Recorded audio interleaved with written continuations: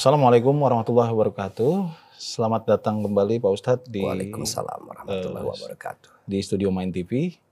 Oke, jadi gini Pak Ustadz.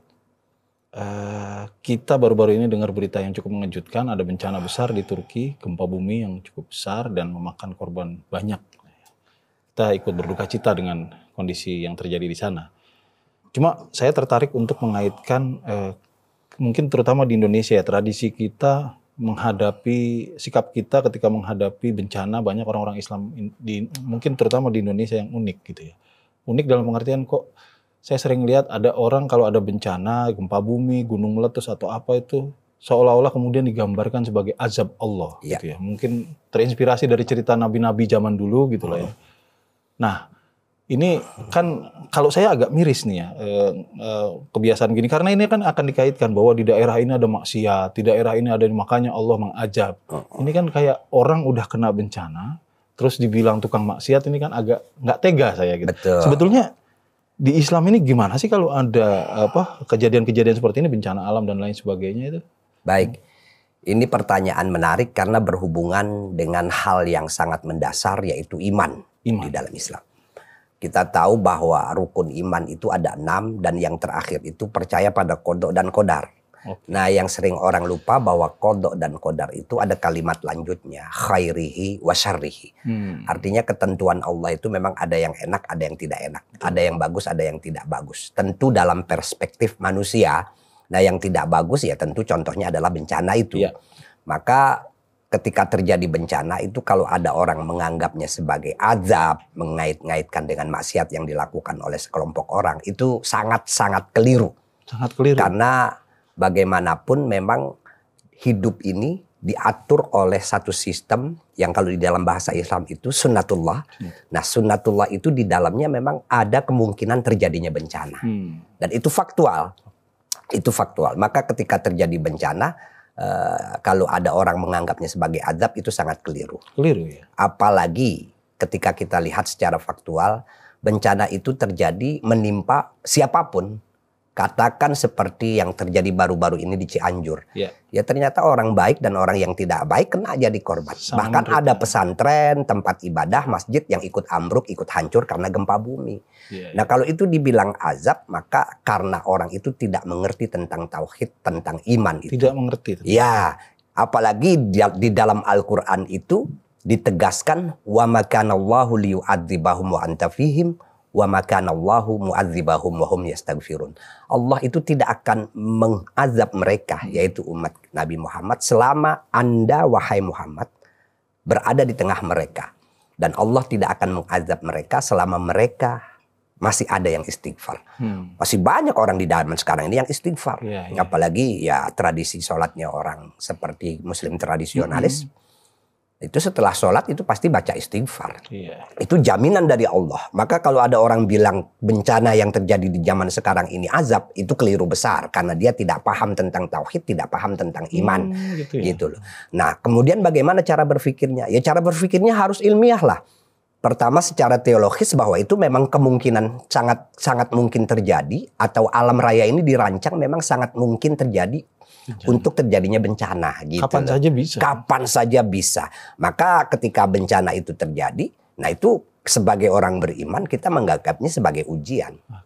Dan itu memang dijelaskan di dalam Al-Qur'an itu, walanabluwannakum bisyai'in minal khaufi wal ju'i wa naqsin minal amwali wal anfusi was samarat wa basyiris sabirin. Pasti Allah itu akan menguji manusia itu dengan berbagai bencana yang tidak enak, tapi yang menarik bisyai itu artinya sedikit. Sedikit kenapa?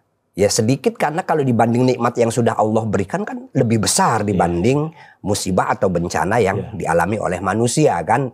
Jadi bencana itu dalam bentuk gempa bumi, kelaparan dan lain sebagainya, bahkan hilangnya nyawa itu adalah sesuatu yang kecil saja.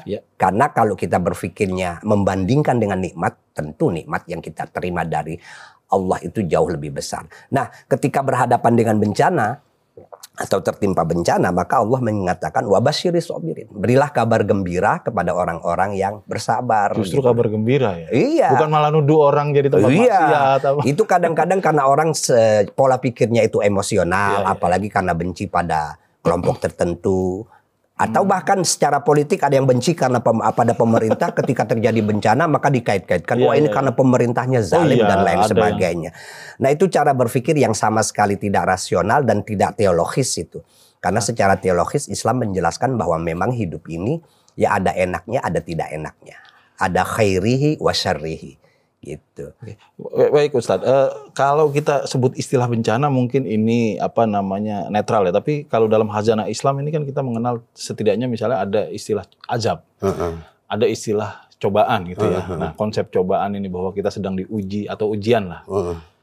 Ah ini kan kita memang tadi Ustadz bilang jangan gampang mengaitkan lah setidaknya gitu ya antara bencana ini mau dibilang ujian atau cobaan itu jangan sembrono gitulah kira-kira. Tapi sebetulnya pemakaian dua istilah ini ujian dan azab ini yang tepat itu gimana sih Ustadz dalam Islam? Azab itu pernah terjadi pada umat-umat sebelum Nabi Muhammad. Dan logikanya bisa saya jelaskan tapi mungkin suatu saat panjang sekali. Karena begini. Umat Nabi Muhammad itu umat yang dijamin oleh Allah tidak akan diazab di muka bumi ini. Sementara azab yang ada nanti di akhirat nanti. Itulah azab. Nah kalau yang terjadi seperti bencana itu bukan azab. Itu musibah. Iya. Dan ujian. Dan secara positif kita harus merefleksikan itu. Sehingga kemudian kita menjadi orang yang sabar. Bahwa apapun yang terjadi memang bagian dari kehendak Allah melalui sunnatullah itu. Bukan kemudian dibayangkan bahwa ketika Allah ingin terjadi bencana Allah katakanlah ya kalau dalam perspektif manusia tinggal menggeser lempeng bumi dan lain sebagainya. Bukan seperti itu. Tapi memang Allah mengatur alam raya ini dengan sunnatullah itu memungkinkan terjadinya berbagai bencana. Gitu loh. Artinya seandainya tidak ada manusia di muka bumi ini, itu gunung tetap akan meletus pada saatnya gunung meletus gitu loh. Lempeng bumi akan patah pada saatnya memang dia memerlukan untuk patah. Itu bagian dari mekanisme alam yang bahasa agamanya itu disebut dengan sunatullah. Maka seorang beriman tuh harus sabar menghadapi itu semua. Kalau tidak sabar dan tidak mungkin bisa sabar kalau tidak memiliki pemahaman yang baik dan benar tentang sunatullah itu. Gitu loh, kecewa dan lain sebagainya. Apalagi ada orang, ya Allah saya sudah taat dan lain sebagainya, kenapa saya kena bencana gitu. Nah itu tidak boleh bertanya seperti itu. Atau orang yang bertanya seperti itu menunjukkan bahwa dia tidak mengerti tentang hubungan Allah dan alam raya serta manusia ini gitu loh. Nah ini menarik Ustadz, soal tadi konsep sunatullah dan juga Ustadz juga menyebut tentang tradisi ilmiah gitu ya, bahwa Allah tadi secara sunatullah, Allah itu mengatur alam semesta ini dengan kira-kira kalau diringkas mungkin ada hukum sebab akibatnya, nggak ujuk-ujuk gitu ya. Allah bisa ngapain aja, tapi kita juga bisa menyelidiki gitu. Potensi bencana alam, potensi kebanjiran, potensi misalnya gempa bumi itu semuanya bisa dipelajari oleh manusia. Bisa diamati, dianalisis sehingga manusia itu bisa memperkirakan. Katakanlah ada gunung yang akan meletus, bisa diteliti. Kemudian wah ini akan terjadi letusan di satu gunung sehingga terjadilah upaya evakuasi, mengingatkan masyarakat untuk segera menjauh dari lokasi, mengungsi dan lain sebagainya. Kemudian juga lahir apa yang kita kenal dengan istilah mitigasi dan lain sebagainya. Nah, memang pada akhirnya kita harus berpikir ilmiah melihat itu semua. Dan kalaupun ada orang yang menganggap bahwa bencana alam itu azab dan lain sebagainya, saya menganggap orang-orang seperti itu masih sebagian kecil aja. Sebagian kecil? Iya. Itu faktanya karena sebagian besar kita percaya bahwa itu adalah bagian dari ketentuan Allah yang Allah atur melalui sunatullah. Sehingga ya sebagian besar orang masih percaya pada ilmu pengetahuan. Gitu loh. Pada tindakan mitigasi masih mau nurut gitu ya. Antisipasi, mitigasi dan lain sebagainya. Tapi ini menarik Ustadz. Walaupun mungkin menurut Ustadz ini misalnya sebagian kecil saja orang yang apa-apa dikaitkan dengan konsep bencana azab itu ya. Tapi maksudnya gini, apakah tradisi seperti ini? Saya mungkin berpikir ini berawal dari hobi berpikir mistik nih. Jadi apa-apa mencari penjelasannya yang mistik-mistik, termasuk misalnya kepada Tuhan.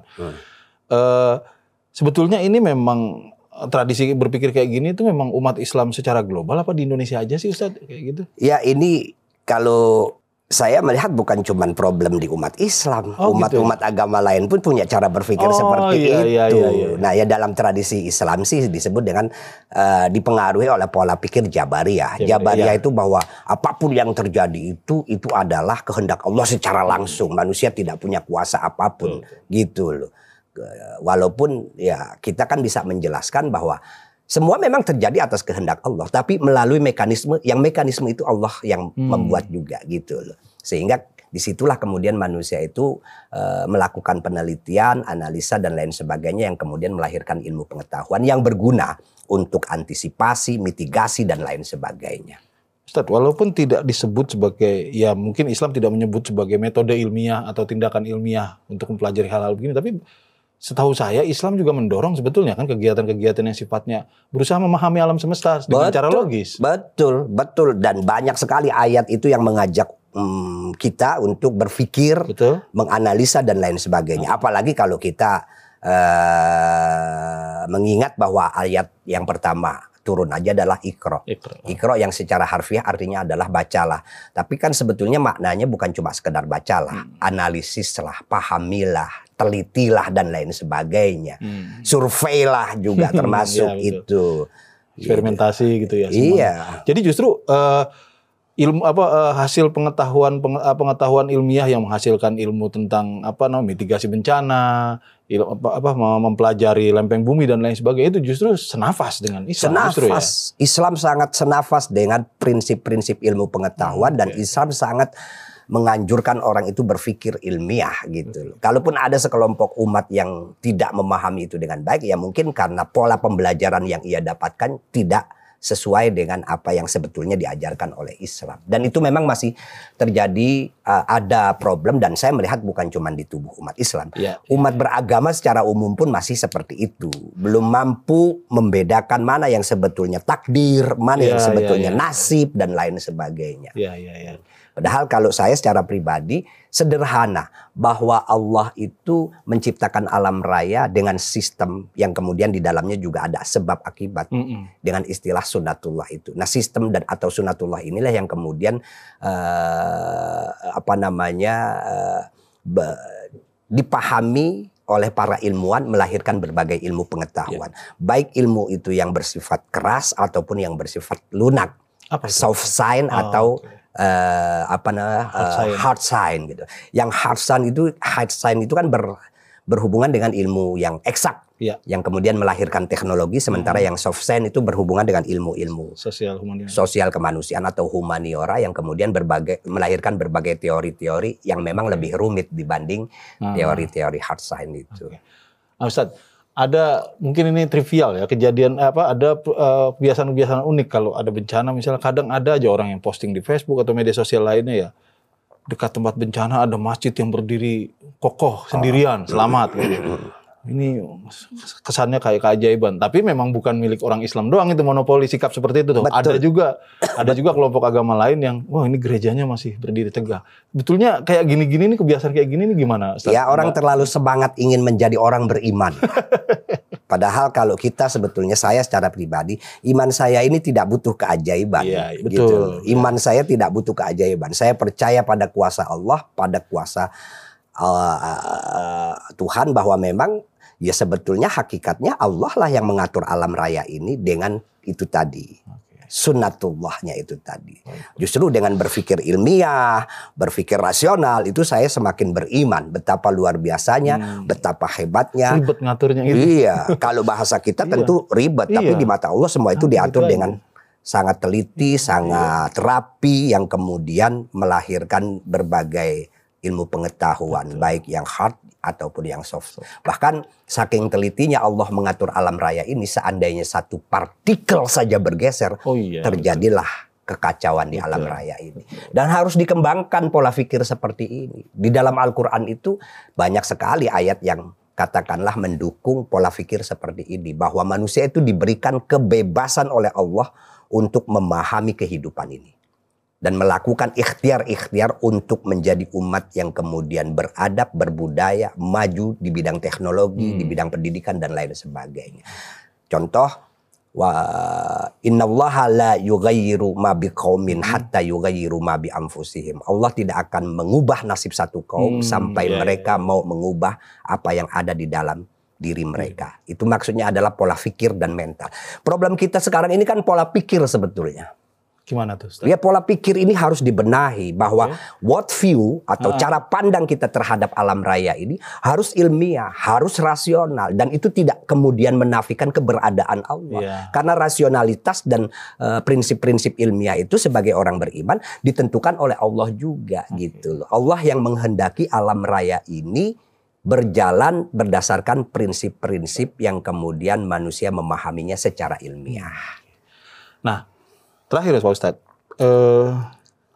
nauzubillah ya, tapi seandainya kita menjadi korban bencana, ada di dalam posisi menjadi korban bencana, atau sebaliknya misalnya menjadi orang yang tahu bahwa di tempat lain kita selamat dari bencana, tapi ada orang lain yang menjadi korban misalnya. Bagaimana Islam mengajarkan kita bersikap terhadap dua situasi berbeda ini? Ya, kalau kita menjadi bagian dari korban bencana, tentu itu tadi sabar. Karena itu bagian dari ketentuan Allah. Bahkan ada hadis qudsi yang sangat tegas gitu. Bahwa Allah itu pernah berfirman. Man lam yasbir bi balai walam yardo bi qodai falyaltamis robban siwaya. Barang siapa yang tidak sabar terhadap ujianku, dan barang siapa yang tidak rela terhadap ketentuanku, maka hendaknya ia mencari Tuhan selain aku. Wah, itu kayak kita diusir dari dunia ini, disuruh cari Tuhan. Artinya memang sebagai orang beriman, kita pertama menyadari bahwa alam raya ini diciptakan Allah dengan sunatullah yang memungkinkan terjadinya bencana. Ketika terjadi bencana, kita menjadi korban, maka tidak ada jalan lain kecuali sabar. Kalau ada orang lain, atau kita bukan korban tapi orang lain, tentu kita harus melakukan katakanlah penghiburan, membantu dan lain sebagainya, memberi pemahaman yang baik. Kalau kita kemudian salah dalam berpikir, itu yang terjadi. Ya, di hadapan Allah kita mendapatkan murkanya. Di dunia ini juga kita tidak akan menjadi umat yang maju, dan secara individual menjadi kekecewaan yang mendalam karena tidak sabar. Kalau menjadi orang yang tahu ada bencana di sekitar kita, tapi kita selamat gitu ya. Kita jika bukan menjadi korban, bagaimana baiknya kita bersikap? Ya, tentu kita segera, karena kita tahu bahwa itu salah satu yang memang bagian dari ketentuan Allah terjadinya bencana itu. Ya, kita segeralah membantu dengan apapun sebisa mungkin. Kalau di zaman sekarang ya melalui media sosial kita memberikan narasi-narasi yang positif. Narasi yang positif yang bisa katakanlah kalau dibaca oleh mereka yang terkena bencana menjadi korban, memberikan ketenangan begitu. Berbaik gitu ya. Apalagi faktanya bahwa tidak sendirian orang kena bencana itu, pasti banyak. Maka semuanya harus saling mendukung.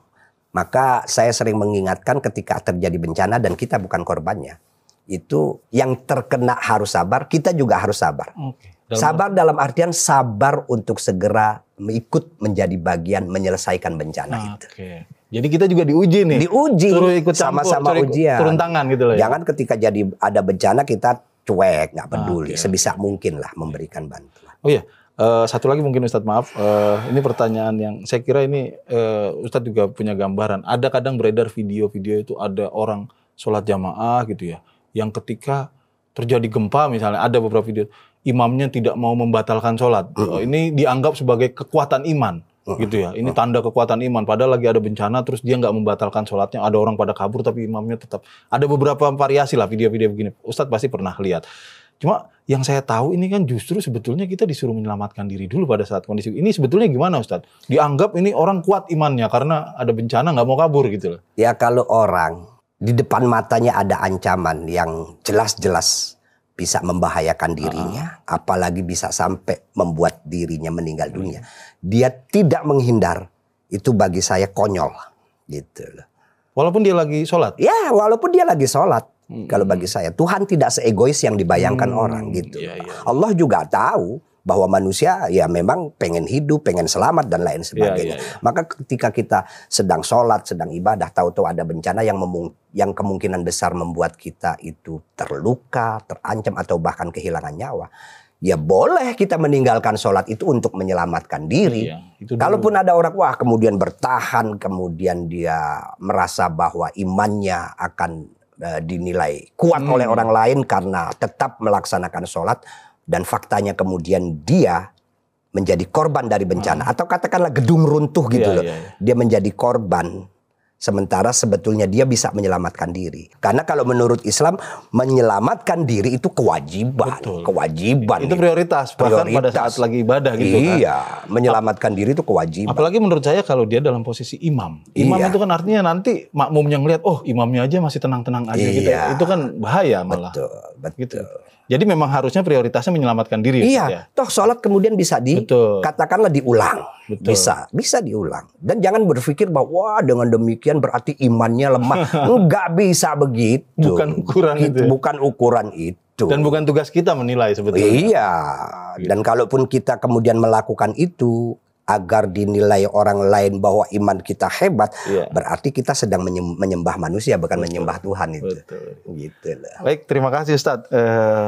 Jawaban-jawabannya menarik. Kita akan ketemu lagi di episode selanjutnya di Jadi Gini Pak Ustadz. Terima kasih. Assalamualaikum warahmatullahi wabarakatuh. Waalaikumsalam warahmatullahi wabarakatuh.